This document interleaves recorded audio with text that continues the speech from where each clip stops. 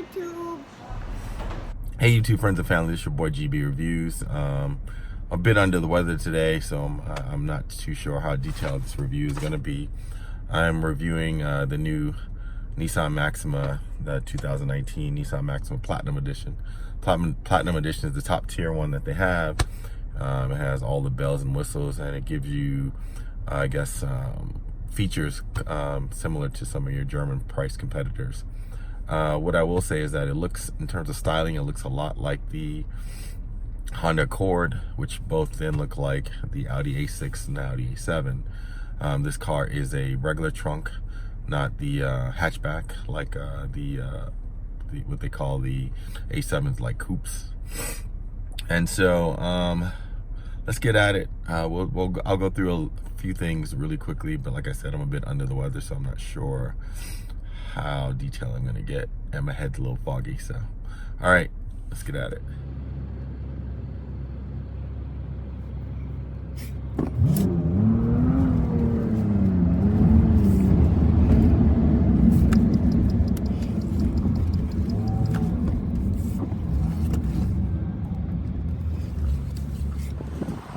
So as I said, this is the 2019 Honda, not the Honda, the 2019 Nissan Maxima Platinum Edition.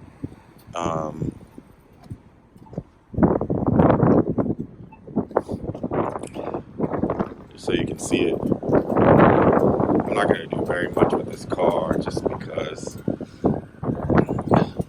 I'm just not feeling very well. But as you can see from the styling, it's very similar to the A6 and the A7. Not exactly the same, but you can see a lot of the lines. Let's go inside. Check it out. The styling on the inside is very nice. The kind of their virtual cockpit display, and I'm using Audi terms just because my head is totally clogged, but this is a digital display, touchscreen, which I think everybody's really going to that now, but it's very nice, easy to use. You don't have to tap it too hard, but it's not super soft either. It's not like if I just tap it, it works. And then they have some redundancy things, like things that are in the bottom are also here, so it's kind of redundant, so that I guess for people who aren't accustomed to touching the touchscreen, you can do that. And you can do it. It has actually a lot of options here. And then it has a jog dial down here where you can again do menu again. So like say if I go to info, if I hit menu down here, it'll take me back to the menu screen. So there's triple redundancy. And then here, very similar to some of the ways the German cars are set up, is that you can scroll through by hitting this button. It scrolls through the different menu options. What I really like about this car is that the styling is actually quite nice. Like this leather here, it's not very thick leather, but it actually is leather, and it's stitched. This wood grain thing here, I'm not sure I'm feeling that. It's has a textured design in it. I don't know if you can see it, but it's textured like diamonds in there, but this seems kind of cheap. They have heated and cool seats, which are controlled with these knobs here. Perforated sports seats. I like that. I think it's actually pretty good. It has a panoramic sunroof, which I think is really cool. So if you close it, see how both things close at the same time, and then when you open it, they both open at the same time, and then this one goes back. So I'm really feeling that, and that's one of the things I wish they would do with the new A7. The panoramic, I just think it's just such a nice feature, especially for folks who are riding in the back seat. As you see, it's bolstered in the back, perforated seats. This one will seat 5. The middle seat is kind of like a throwaway seat because it's not perforated. It doesn't have the cooling or heating options, but it will seat 5. Let's go jump in the back. All right, so I'm in the back. It's actually not too bad. It's pretty comfortable. You can see my head is not reaching the top.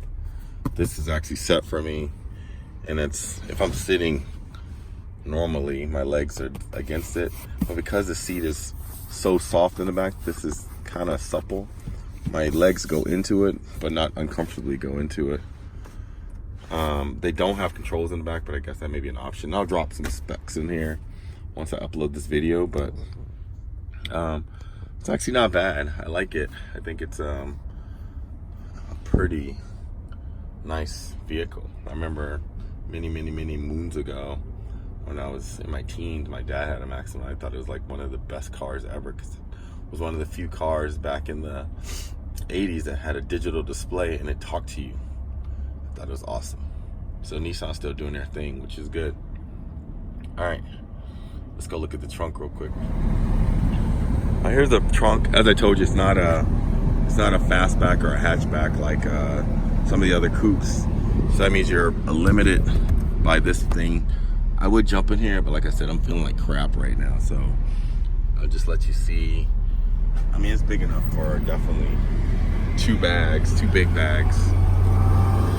And, you know, pretty nice.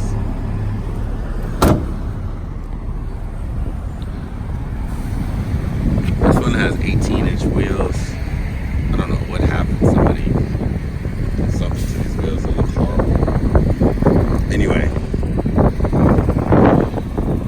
let's pop the trunk so you can look at it.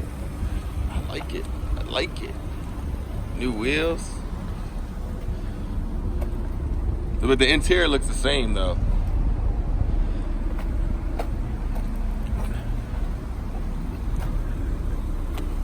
Cars that you see out there, everything is covered. It's a V6 engine, pretty quiet running. It actually has a lot of power. I was surprised by the amount of power, but I shouldn't have been surprised because, you know, even the Maximas of old had a lot of power. But it's like